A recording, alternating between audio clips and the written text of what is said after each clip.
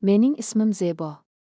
Yoshim 45 ta yoshligimdan musiqani sevaman, ammo o'zimga kelganda taqdir meni boshqa yo'lga boshladi. 10 yildan beri yolg'izman. Butun hayotimni yagona qizim Layloga va musiqaga bag'ishladim. Uni o'qitdim, qo'lladim, orzularini amalga oshirishiga yordam berdim. Nihoyat 2 yil avval ko'zimning nuri bo'lgan Layloni uzatdim. Kuyovim Farru 28 yoshda, kelishgan, aqlli va tadbirkor yigit. U qizimni chin yurakdan sevardi. Ularning baxtiga qarab ko'nglim to'lardi. O'zim topolmagan osoyishtalikni qizim topganidan xursand edim. Avvaliga Farru men uchun shunchaki yaxshi kuyov edi, hurmatli, muloyim, onajon deb gapirardi. Uni o'g'limdek ko'rardim, ammo vaqt o'tishi bilan nimadir o'zgardi. Balki men o'zgargandirman. Men unda endi faqat kuyovni emas, erkakni ko'ra boshladim. Uning kulgusi, baquvvat qo'llari, qarashi bularning bari yuragimni bezovta qilar edi. Bir kuni hovlida ikkovimiz yolg'iz qoldik. Laylo dugonalarnikiga ketgandi.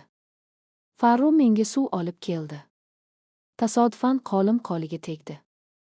Go'yo tanamdan tok o'tgandek bo'ldi. Men darhol qo'limni tortib oldim.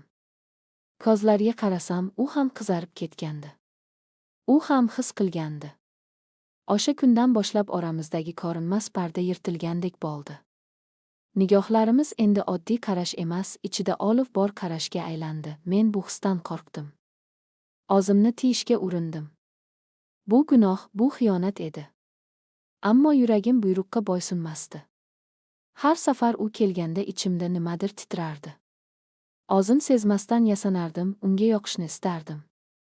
Va unga yoqayotganimni bilardim. Bir kuni qizim ish bilan boshqa shaharga ketdi. Ketishidan oldin eriga, onamga qarab turing, yolg'iz zerikmasinlar deb tayinladi. U ketgach, uyga galati sukunat cho'kdi. Men vahimada edim. Farru bilan yolg'iz qolish, olovga moy sepish edi. O'sha kecha choy ichib o'tirardik. Suhbat yurishmadi. Ikkimiz ham nimadir bo'lishini sezayotgandek edik. Nihoyat u jimlikni buzdi. Onajon, men chiday olmayapman, dedi u sekin.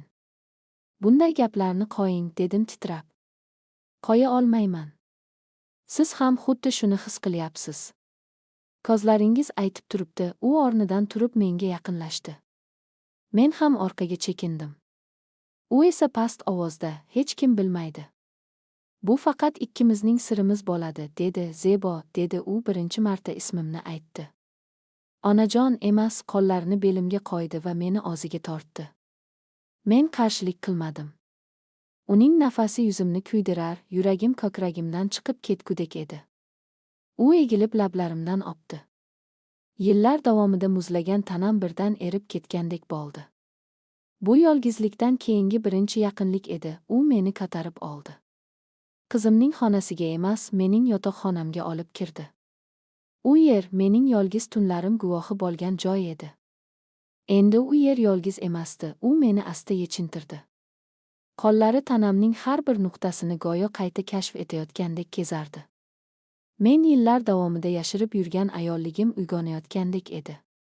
Uning teginishlari, nafasi, lablari meni butunlay o'zimdan olib ketdi. Men faqat ingrardim, tanam esa unga javob berardi. Nihoyat u meni butunlay o'ziga tortdi. Og'riq va lazzat aralash bir lahza ichimdan o'tdi. Ko'zlarimni yumdim, labimni tishladim. U sekin, ammo qat'iy harakatlana boshladi. Har bir harakat bilan men o'zimni yo'qotardim. Tanam titrab bo'shashdim.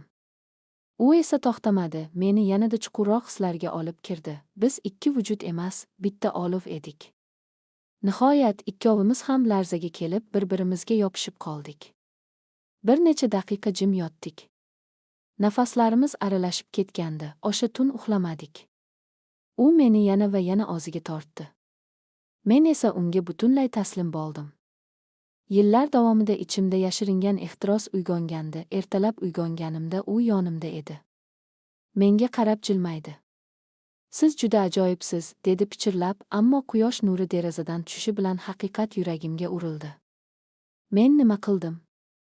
Qizimga xiyonat qildim. Uning eri bilan o'z yotoqxonamda qizim qaytib keldi. Baxtli, hech narsadan bexabar. Erini quchoqladi. Faru menga qarab kuldi. Mening yuragim esa parcha-parcha bo'layotgandi. Shundan keyin bizning yashirin hayotimiz boshlandi. Kunduzlari hurmatli qaynona va kuyov. Kechalari esa imkon topilishi bilan o'sha olovga qayta shongirdik. Bu dahshatli edi. Ammo bir paytning o'zida juda lazzatli ham edi. Men bilaman, bu noto'g'ri. Bu gunoh. Har safar qizimning ko'zlariga qaraganimda vijdonim qiynaladi. Ammo to'xtay olmayman. Bu sir meni kuydiryapti ham, tirik tutyapti ham. Men kuyovimni sevib qoldim. Va bu sir bir kun kelib meni halok qilishi mumkinligini bilgan holda yashayapman.